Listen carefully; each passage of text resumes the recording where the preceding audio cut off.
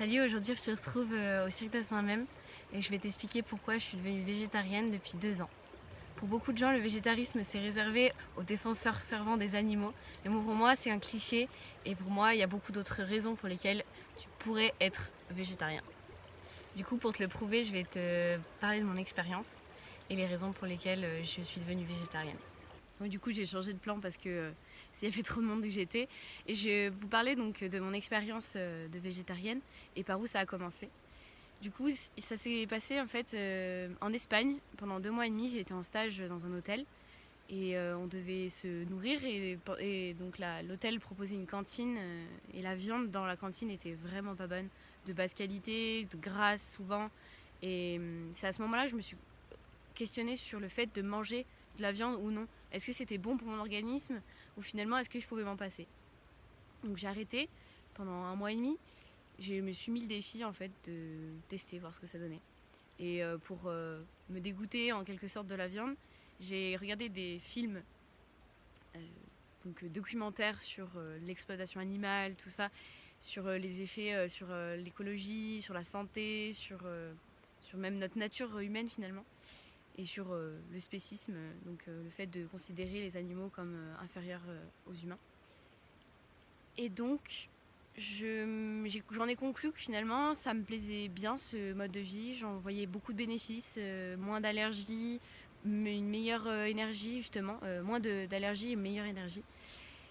Et, et donc du coup, voilà, j'ai décidé d'arrêter la viande, même après ce mois et demi de stage. Et, euh, et du coup, voilà, je me suis retournée en France. Et à ce moment-là, j'ai commencé à voir, parce que je faisais du sport assez intensivement, que je commençais à être fatiguée tout le temps pour un rien. Et c'est à ce moment-là où voilà, je me suis renseignée sur le fait d'être végétarien et de faire du sport en même temps, sur pas les régimes, mais plutôt le mode alimentaire à adopter, parce que j'aime pas du tout le mot régime.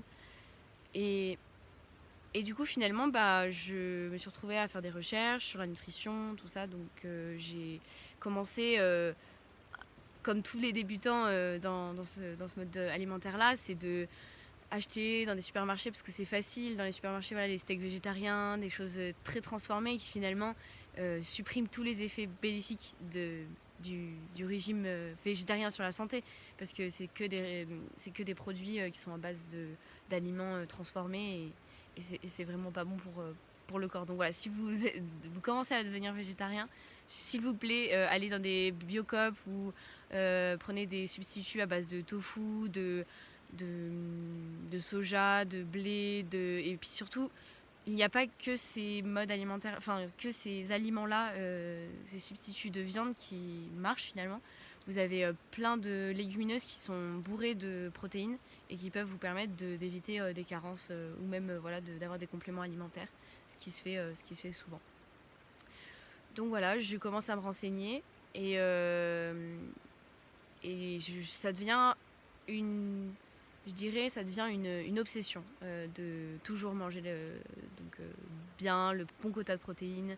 Je calculais tout, les grammes près, limite au gramme près. Je faisais beaucoup, beaucoup de sport à l'époque.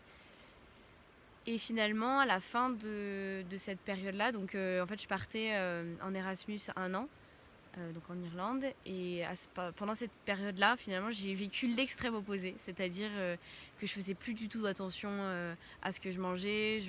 J'ai fait beaucoup d'exceptions pendant cette période. J'ai vraiment vécu Erasmus comme une façon de déconnecter, de lâcher prise finalement sur ce mode de vie-là, sur ce mode alimentaire-là. Et ça m'a fait beaucoup de bien de découvrir de nouveaux plats, de nouvelles personnes. Et finalement, la nourriture, ça rassemble finalement. Je pouvais pas dire aux gens, je suis végétarienne, je peux pas manger vos plats, alors que c'était des plats qui étaient faits avec amour et c'était vraiment pas envisageable. Du coup, je me suis retrouvée un peu, comment dire, assise sur mes principes et sur mes valeurs par rapport à mon régime alimentaire, enfin mon mode alimentaire du coup. Et, et voilà, du coup, arrivée cette année en tant que saisonnière, où je travaille ici, Eh bien, j'ai pas vraiment suivi donc, le mode alimentaire que je m'étais fixé avant de partir de France. Mais j'ai continué à faire des exceptions, à profiter de la vie finalement, comme je pensais à un moment.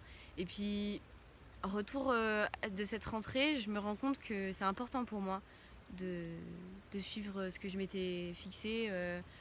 J'ai l'impression que ça me permet d'être plus moi-même. Puis voilà, c'est simplement une question où, genre, façon euh, de ma santé, je me sens mieux en fait sans manger de la viande. Et je pense que voilà, on pense que forcément un végétarien c'est quelqu'un qui est pour la cause animale, qui se bat contre la cause animale, enfin pour la cause animale plutôt.